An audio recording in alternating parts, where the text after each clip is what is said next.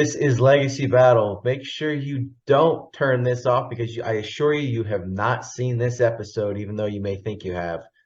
I'm Michael Adams, creator of Legacy Battle. My panelists tonight from the Gridiron Battle Zone, Brian King, Steelers Nation South, Rollo Coughlin, also from the Gridiron Battle Zone, Dion Reed. We are joined by a special guest here tonight, second team All-American, shooting guard out of Eastern Michigan, went on to the NBA, played with the Kings, the Cavaliers, the Warriors, right there behind me, and the Magic, and then 4 years overseas. He became an assistant college coach before being named the head coach at Jackson College. And he went on to work at Duquesne there for a little bit with his brother. And he's currently the first ever head coach of Cleary University. He also has 2 silver medals repping Team USA at the Pan Am Games. So we got Coach Carl Thomas. Carl, thank you so much for being here. Hey, Mike, man. Thanks for having me on, man. I'm looking forward to this. Awesome. And if he does look familiar to you and you've been watching our show, that's because we had his twin brother on a few episodes back. So if you haven't seen that one, go check it out because we were also talking college basketball on that one, just like we are tonight. Tonight's debate is going to be the greatest NCAA tournament championship game upset. So that's going to be a good one. And we're going to have our Q&A afterwards for Carl, as always, like we always do on this show. So we're going to start out tonight with Rollo. All right. Kansas, Oklahoma, April 4th, 1988, which is still the third biggest point spread upset in the history of the NCAA tournament. Danny and the Miracles, they were a 6-seed, 11-loss team that had actually lost twice to Oklahoma in the regular season, 73-65 and 95-87. Oklahoma rolled through the tournament with their closest margin of victory being only 8 points. Oklahoma also had 4 future NBA starters on their roster that were playing in that game. They had won 21 of their previous 22 games prior to the national championship game. But Kansas had Danny Manning, who was the National Player of the Year and the Big 8 Player of the Year. The Jayhawks basically slowed down Oklahoma, who averaged 102 points a game, to basically lull them to sleep. But Manning, like he did all tournament, because he was the most outstanding player of the tournament. He had 31 points, 18 boards, 5 steals, and 2 block shots. The Jayhawks took that performance and rolled it to the NCAA championship game tournament win, and they are the only NCAA tournament team to have 10+ losses on their resume. So that's why this is one of the biggest upsets of all time. You had a 6-seed, 11-loss team who had lost twice already to this team, and they basically took Oklahoma out of their element, slowed them down, won the game.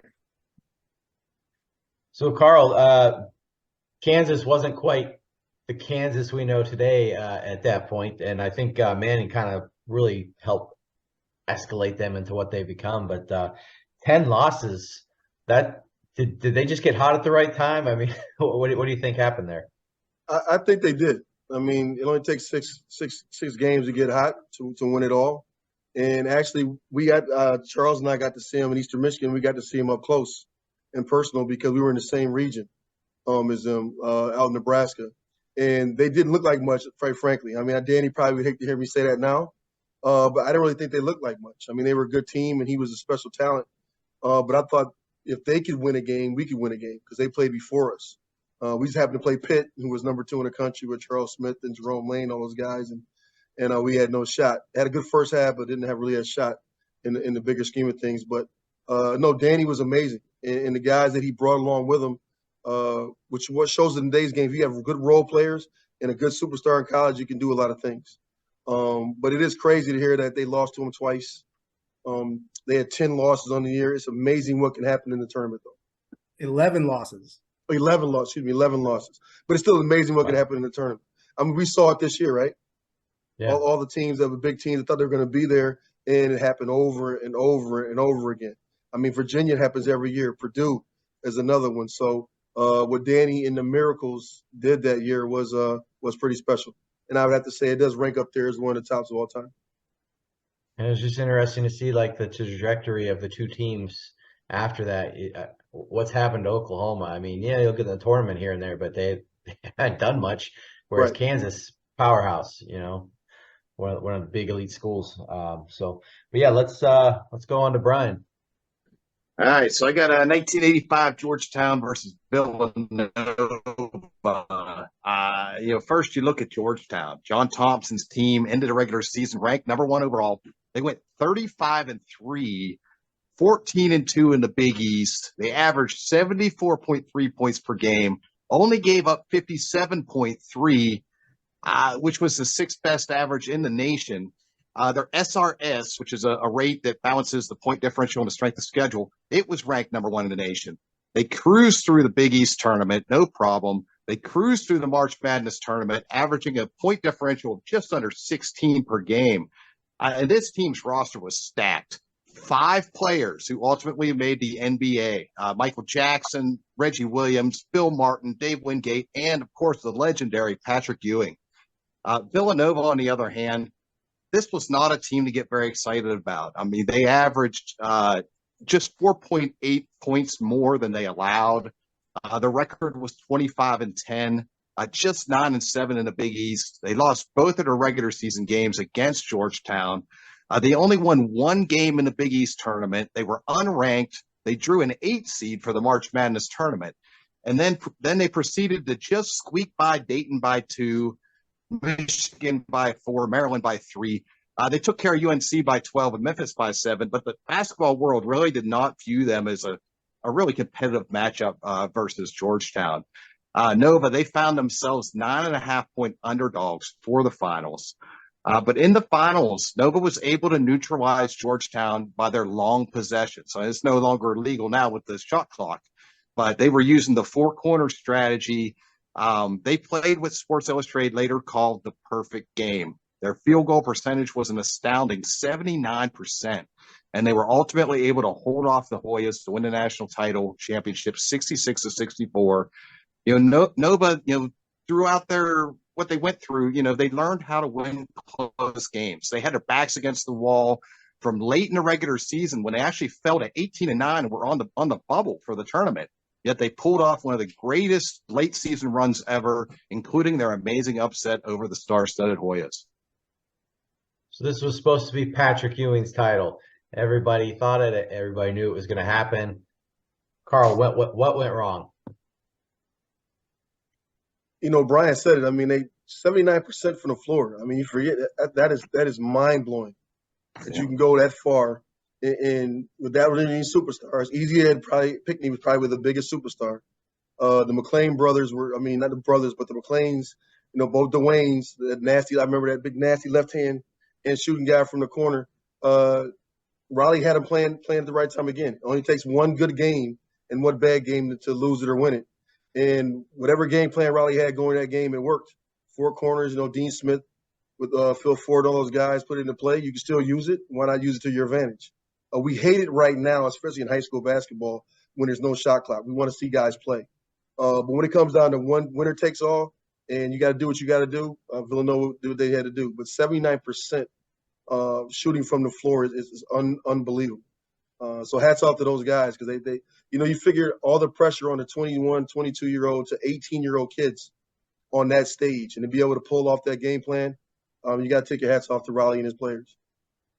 What are your thoughts on the great Coach Thompson? I mean, just an innovator when it comes to college basketball. I think when especially when he died, everybody tributes for him. I mean, I actually had a towel on myself in practice. When everybody's putting it on in the games and as we're in practice. So the things that he did and the opportunities he gave players to go to his prestigious school, to put them on the map, to bring them out of areas that normally wouldn't have been able to get to if it wasn't for him, it wasn't for basketball. He did a lot more for a lot of people other than being a great coach. And I think, looking back as a young player, I was 15 when the game happened. It's just his presence is so great. When I became a coach, I want to have a presence like that with my team and my players. So there's a lot of things you can talk about with Coach Thompson, from what he did to his sons did as coaches as well. I mean, young John III took over the mantle.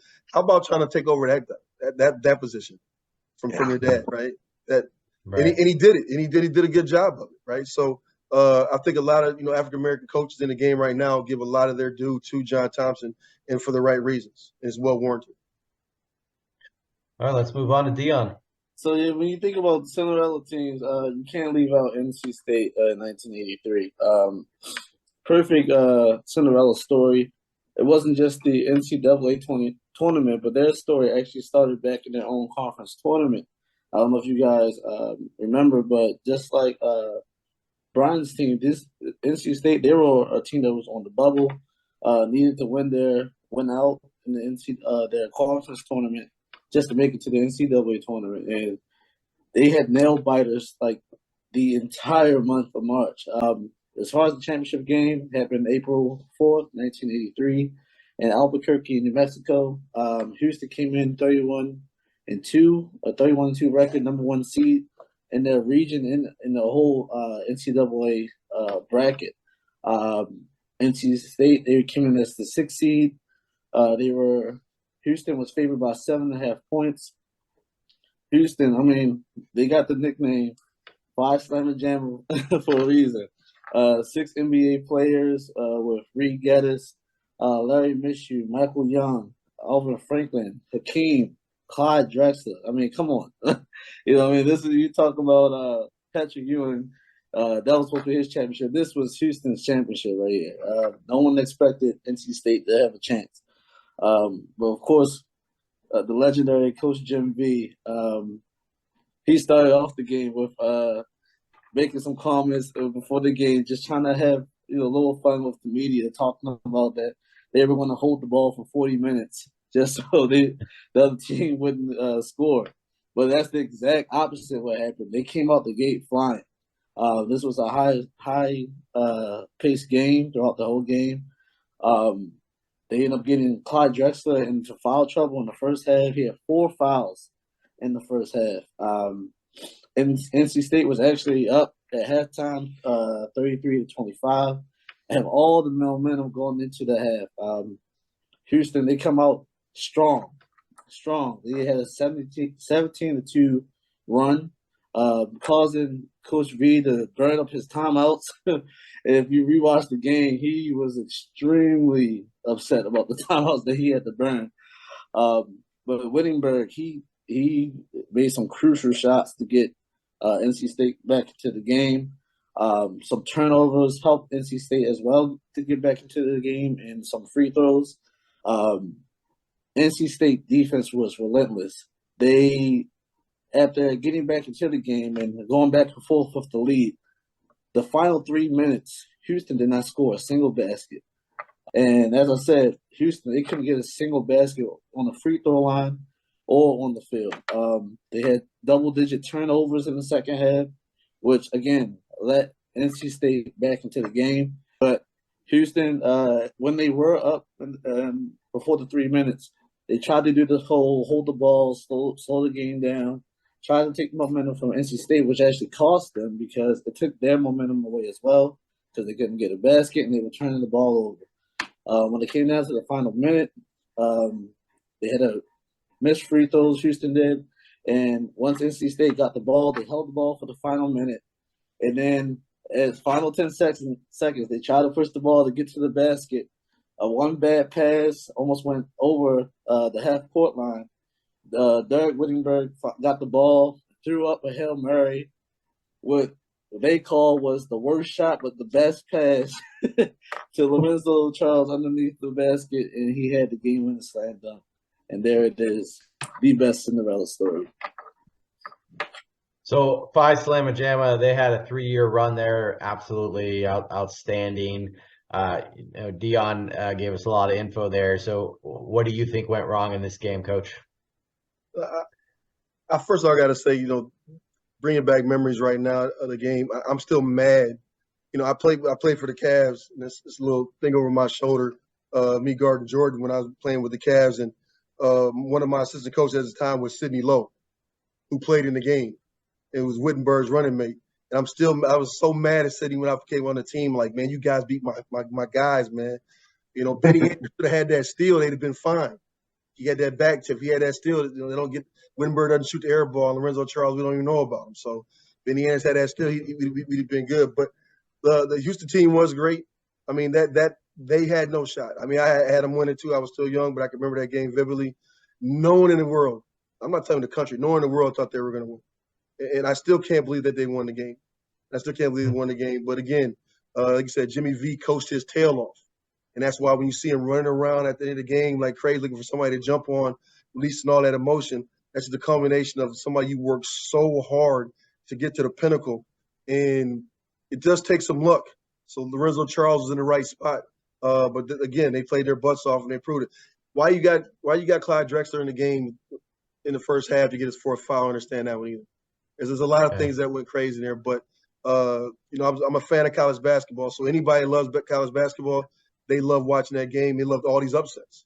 They love all these upsets because that's what March Madness is truly all about. Absolutely. All right, so let's move on to our final team here tonight. And if on this show I always say money talks, well, the money was definitely not on Duke this night. This upset was the biggest point spread upset in championship game history. So Vegas, they got this one wrong for sure.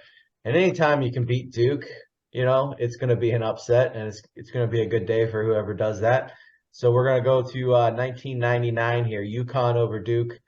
Duke, that season, they had tied the record for most regular season wins.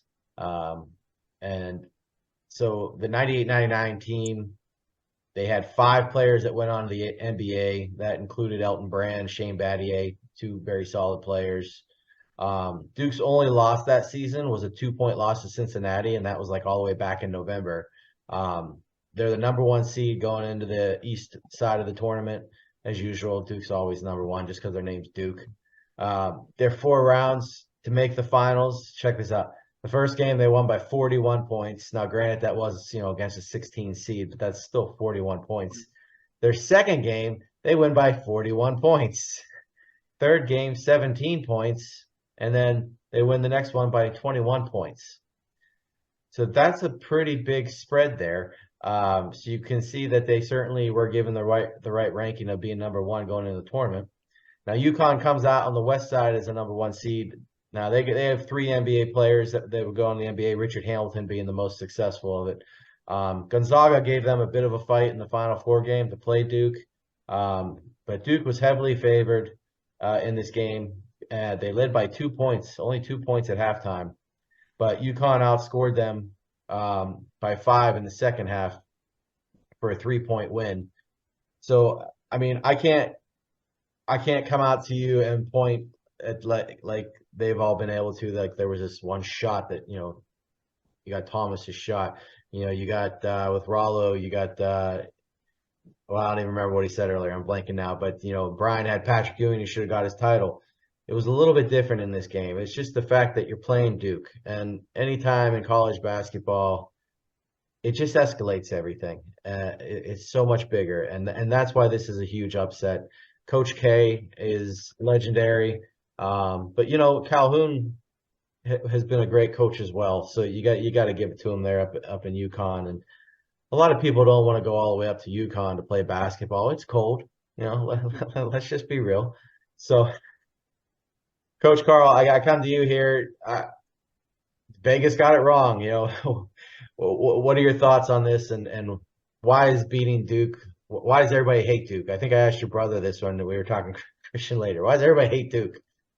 Because they win, right? I mean, everybody hates teams that win, and Coach K had it rolling there, and yeah, you become a huge bullseye not only in your conference, but you become a huge bullseye in America. And Christian Laettner during his time there didn't do anything to help that. Neither did Bobby, because they were guys that you wanted to hate, especially Christian, but he embraced it, right? But I mean, you just said they had 3 NBA players on UConn as well. Coach Calhoun in his own right is a great coach. So if all the ones that we talked about, probably would have been the most fairly matched up, right? If you think about it. So it's more of a game. Like you have to be on your game to play. And again, we talk about, the small thing turns in a tournament that can win or lose a game. When you're that evenly matched a little bit and the coaches are on kind of the same level, it really becomes a player game. And like you said, Rip Hamilton on your team, I would take him on my team against those guys from Duke as well. That one's kind of remember that one a lot too because That's when I was spending my time in Europe, right? You know, 99, I first started over there. I was in France, then I went to Greece after that, and Sweden. So I was over in Europe watching these games and staying up at 3 o'clock in the morning. But that's what March Madness does for you. You can't miss it. It's must-see TV every March. So that one was a great game, like I said, because it was evenly matched with two great coaches. Well, let's move into our vote tonight. Cannot pick your own as usual. Brian, who you taking? Well, I mean, I respect all these upsets a lot. And I mean, when I look at UConn Duke, I mean, UConn was a 1 seed. So it doesn't, I mean, I get the Vegas thing, but at the same time, they were 1 seed. They belong there. Calhoun's a great coach. I can't go with them. I respect the Kansas did Oklahoma. I respect that. That was a great upset. But to me, I mean, Clyde Drexler and Hakeem on the same team and they lose. I mean, how does that happen? I gotta go NC State, man. I gotta go with that one. Okay. Rollo? I was going to go Georgetown because Villanova shot 79% from the floor with Patrick Ewing, one of the best shot blockers in college basketball, on the floor. They shot 79%. But with that being said, the image of Jim Valvano running around on the court trying to find somebody to hug or jump onto is something that is iconic. That was it was iconic. It was iconic, you know, and him going on to his fame and with his charity now, of course, with his passing, I got to go with NC State. Okay. Rollo? The only one who can't vote for NC State tonight, by the way. You mean Dion? Or yeah, Dion. I'm sorry. Yeah. Yeah, right. So I'm gonna go with UConn. I didn't know that was the biggest point spread in championship history. I mean the names. I'm sure that team was stacked. But yeah, I'm gonna go with UConn though. I'm gonna go with UConn. Can't go wrong going with Vegas. I'll just say that. I'll make mine short and sweet. I'm going to NC State as well. Coach? I got it. I mean, you guys said it very, very, very well, very well. And we know it would have been a clean sweep for North Carolina because Jim Valvano. Again, right, Brian said it. The names on that team, right? Even Michael Young, the sleep on Michael Young, the lefty, had a great career as well. I mean, even though he played a lot of it in Europe, but he had a great career as well. That team was loaded, 1983. North Carolina State had no chance of beating those guys, like I said earlier. But again, Jim Valvano and everything, you know, my love to Sid Lowe. Like I said, he coached me. I got to go with North Carolina State myself. All right. So win the night for Dion. North Carolina State, excuse me, over Houston, 1983. No, yeah, 1983. Wow. Oh my goodness. 40 years ago. My goodness. I can't believe it's 40 years. I was negative 12 years old, man. Yeah, unfortunately, I can't say anywhere near the same as that. But let's move into our Q&A. Dion, you got the win. You got first question. Then we'll go Brian, Rollo, me. All right. So, yeah, Carl, I think I asked your brother the same question. What is life as a journeyman in the NBA? Like, you know, you want to, obviously you're living your dream out and playing basketball, but, you know, just that fighter's mentality, like you have to bring it every night. What was it like as a journeyman in the league or any league? Yeah, I mean, you said it best in that last statement. Like every night you can lose your job, you won't have one, right? And it started in the CBA, which is the G League now. I mean, you learn. Rudy Tomjanovich, real quick, he used to keep like 4 or 5 CBA guys on his roster because he knew they would fight. They didn't care about staying in the 5 stars. They would love staying in the 5 stars because we stayed in Super 8s, right? So to get a chance to get up there, there's no way you want to go back. There's no way you want to go back. So you're doing every single thing to work to make sure you stay up. And I kept that same. The fear of not being good enough, the fear of having to go home until I had a son at the time, tell my wife, hey, look, I'm not, I got to find another job because I'm not making enough money to support us. There's a lot of things that I had on my plate that kept me focused on getting in that gym, staying in that weight room, making sure I was sharp. But yeah, fear was the biggest thing, man. And I was appreciative every moment, right? And never took anything for granted. Once you look at it like that, yeah, it's a job, but I got to play in the best league in the world. So why not work your tail off to try to stay there as long as you can? Well, I'm going to take you back to February 20th, 1991. Carl Thomas becomes just some steals in a game. You achieved this as a member of Eastern Michigan, obviously, against Chicago State. Did you realize that you were having such a good night stealing the ball as it was going on? And looking back on it now, what does that achievement mean to you? No, I didn't, first of all. I mean, Charles will tell you that he tipped a lot of balls, and I picked them up, and that's why I got the steal. I don't agree with all that. We got to go check the tape. But that's Charles' story. He's sticking with that. I don't agree with that, though. But I look at it. That's the closest I think I came in college as a triple-double, I think. I had 14 points and eight rebounds as well. So that was the closest I ever came to a triple-double. And just playing. We pressed at Eastern Michigan. I played a diamond press almost the whole game. So we pressed Chicago State. Charles had his career out of that game. That's why I overshadowed him with the 11 steals. So that's probably why he's mad at me. But no, I just played the game, was playing our defense, and I just had to be in the right places to get some tips on some balls. And I didn't try to go out to get 11 steals.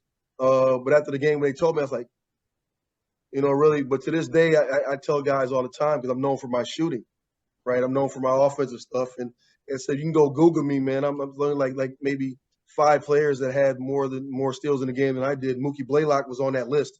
And any list you could be on, Mookie Blaylock. If you guys know who he is, man, that's an amazing list to be on. He had 13. I think he has a record of all time. Yeah, he has the record, yeah.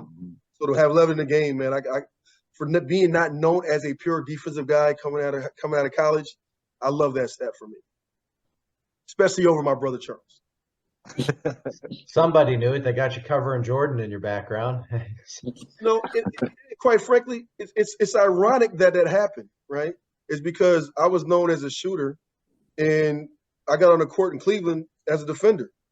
So that's the way I got on the court. And it was one game. It was funny. We were playing Milwaukee Bucks, and I'm guarding Ray Allen. Going to guard Ray Allen, and I was passing up open shots. And Sid Lowe said, "Remember, you didn't make the team as a shooter, so you go ahead and look at your shots." But I knew the way my first year to get in the game was to play defense. So it's kind of funny for me that being an offensive guy in college and all through high school, that I made my mark as a defensive guy in the league before, as well as a shooter. Go ahead, Rollo. So, Carl, your first NBA game, you come out, you get 12 points. Shot pretty decent from the field, hit a three. Why didn't we see you more in that season? Were you injured? Was it a numbers game? Why didn't we see you more? Because that's a pretty respectable first game. Yeah, it was a numbers game. At first, I know that me making the team right away was great for me, and I worked, go back to talk about working my tail off to get in the league. They had 4 draft picks: Pete Chilcutt, Randy Brown, Steve Hood, with three of them. And I was a free agent. I beat Steve Hood out to make the team. Ralph Sampson was on that team. Spudwell was on that team. I talk to those guys all the time. Ralph's like, "Hey, you and Randy might be starters and gain 20." I'm like, "All right, Ralph, it's Ralph Sampson." I'm like, I'm getting hype. I'm in the gym. And Billy Owens decides to hold out. He said, "I'm not going to Sacramento. Not going." So they made a trade. That's how Mitch Richmond got over to Sacramento. And it was a 2-for-1. At that time, we weren't really stashing guys on injury reserves and things like that. So I was the only non-guaranteed on the team at the time, and I had to go because they brought 2. So one of the guys had to go. And even though I had my career high, my first NBA points was a dunk. I had an alley-oop dunk that game. Almost got crossed over by Tim Hardaway. I can remember that game so vividly. I was into the game 31 minutes. I'm like, okay, I got a chance of doing this. But again, you find out very, very quickly that it could be a numbers game, especially when you're not guaranteed. And I still remember calling my mom. Jerry Reynolds calling me and saying, "Hey, Carl, I got to talk to you." And I was like, man. So I stayed in that shower about 3 hours. I didn't want to go upstairs. But again, I worked my butt off again to get back in the league. It took me 5 years to get there. But I kept working, try to get better, and never gave up my dreams. And I ended up getting back in the league with Cleveland in '96. So, again, the CBA was good for me. As the G Leagues are good for a lot of guys. If you want it bad enough to keep working and doing the right things, you'll get found. So you were chosen as the first head coach for Cleary University. What does that mean to you, and what can we expect from your team this season? Well, first, it was an honor. Miss Heather Bateman, bestowed upon me to be the first ever coach in the school's history for men's basketball. I had worked with her at Jackson Community College when I was the head coach there, developed a great relationship. When she says you're going to start a program up, she tabbed me as the person to be the first head coach. And I have none of my family went to Pittsburgh with me, so it gave me the opportunity to come back home. I have a grandson; he's 5. To be closer to family, so I had to jump on the chance to do it. Now it's been a lot of work so far. I mean, we have no history because I said there's no basketball. We didn't have a gym. I'm recruiting all on my passion and my love for the game and to help young men get better and fulfill their dreams of playing college basketball. And I think that's been coming across with some of these guys that I've been recruiting. I got about 9 guys committed right now and signed. I probably think I have another 3 coming after this week, and I'm trying to get to the number of around 14. So I'm going to be a big community guy, which I got some guys, from the area on the team. I can have some outreach. I got a couple guys from Ohio with a relationship with Akron, actually, because Charles coached a guy, Jamon Ivey. I signed his younger brother. So I'm enjoying this as a head coach. I'm still 0-0 right now because we haven't played a game. So that's I feel great about it right now. Who knows if I feel as good next year. But like I tell the guys recruiting them, you come play for me, you're going to leave as the all-time winningest player in school history in your 4 years. You'll be all-time losingest player as well, but you have a chance to be the all-time winningest player. Who doesn't want to be that? And I get to do that as a coach. So I'm blessed every day I get the chance to wear this every day and walk into that building. Yeah, every day they go out and play, they're setting a record. So there you go. Every single day. All right, one more, guys, each. Same order. Go ahead, Dion. I know for a fact that I asked your brother this. What has been your biggest adjustment from playing to coaching?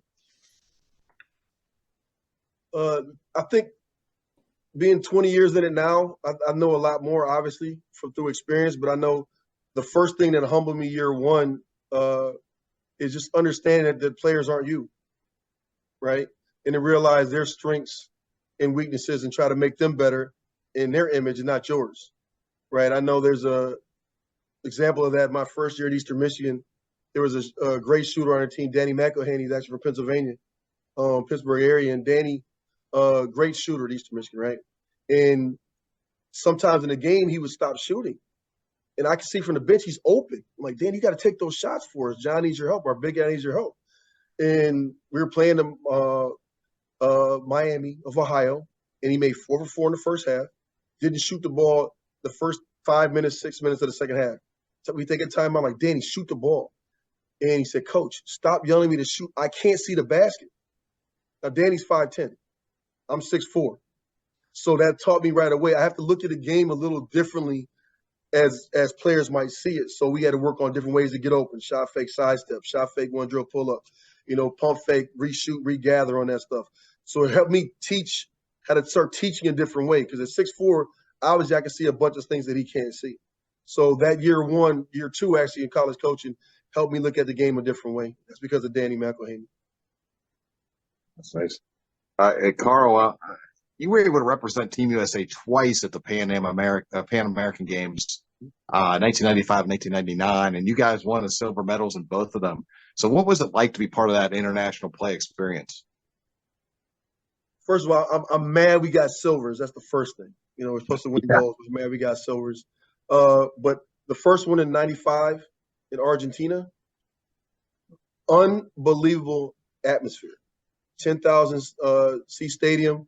We went to watch the volleyball girls play, and this is where you really know your country and the pride you have in wearing those colors.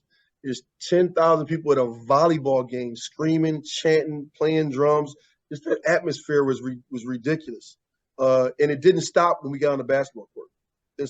Now we started out slow. We had a CBA All-Star team that we took. Started out slow, ended up making it to the finals. And one thing you knew about international stuff, our head coach at the time Mike Thibodeau said, hey, if we're not up by 10 going into the fourth quarter, 8 to 10 going to the fourth quarter, we're not going to win. I'm like, what do you mean you're not going to win? Because you're on the road, right? You're the Americans against Argentinians or whoever we're playing, and you felt that. You could feel the game losing. And I think we took it for granted a little bit in pool play, and that's why we were only 5-3. And then the one in Winnipeg, we lost to Brazil, but Brazil, just like with Georgetown, how Georgetown lost with Villanova, they shot 60-some% from the three-point line. And we went undefeated in pool play, should have won the gold medal, but they had to have their best shooting night to beat us, and that happens. But you also realize as a young player that guys in other countries are good too. They're just as big, just as strong, just as physical, and you can't take those games for granted. And a lot of those guys we were playing against their Olympic teams. Like the Brazil team, they took them to the Olympics. The Argentinian team, we played against guys that played in the league. Manu Ginobili was on that team in '99 that we played in Winnipeg. So we were playing. That was their Olympics, both the Pan American Games and the Olympic Games. They took the same teams. So we had to bring our best. So it was fun to compete against the world's best at that time before I got to play in Europe. And then when I got to Europe, it came to give me a sense of what I could do to be successful over there as well because I had the international experience. Rollo. Carl, as a coach with this NIL deal on the college landscape, how has it affected your ability to walk into someone's house and bring them aboard? And has it made it more difficult to recruit these kids out of high school? The first thing about the high school kids, it has changed the landscape of high school recruiting for sure. On the in the NAIA level where I'm at right now, I quite frankly, if I have to get a kid because of NAIA at this level, I'm not taking them year one. I want you to come because you want the opportunity to play. I want you to come because you have the opportunity to play for me. The money we would be able to do that in the area is not as great anyway. So if you're coming for the money at our level, but I'm trying to get you tuition to get into school and package that together, I think your focus is kind of off. Right, I understand it in the higher levels. Division I is dog up there. The rich still get richer though because they have the more money to be able to do that. So I know where they open it up, and I think the players should get paid. It still doesn't help the lower Division I guys. They're still going to be behind. There's no way Nigel Pack, for instance, getting $800,000. Breaking it down where he gets $400,000 a year. Who's going to beat that at the mid-major level? So you're always going to be behind. So I think the intent is great because players, name, image, and like, they should be able to monetize that. They should be able to get paid for that stuff. I just think that it hopefully it doesn't hurt the game to the point to where it becomes only business and become too professional that we lose sight of what college athletics is about. Now, I might sound old saying that, right? Most older guys think that way, but I think there's a love and passion that we talked about March Madness that is so genuine why people love college sports. I hope that we don't lose that through all this NIL craziness. But I do understand that that's, it's necessary to give the players something back. Like Jalen Rose said a long time ago, man, I'm walking down the street, I see my number 5 in the store, and they're making millions off it, and I can't get $1. So I do understand why it had to change. I just hope we don't lose the love of what college athletics is about because of it. So we'll get you out of here with this tonight. Your brother, Charles, twin brother, obviously. You guys, let's see, you played together in high school, you played together in college, you coached together at Duquesne, and I believe you guys coached together at Eastern Michigan as well. Not at Eastern, no. Not at Eastern. No? Okay. We just played together at Eastern. Okay. So you guys have been intertwined for a long time. Do you see and he may think differently than you on this, but now you're a head coach once again.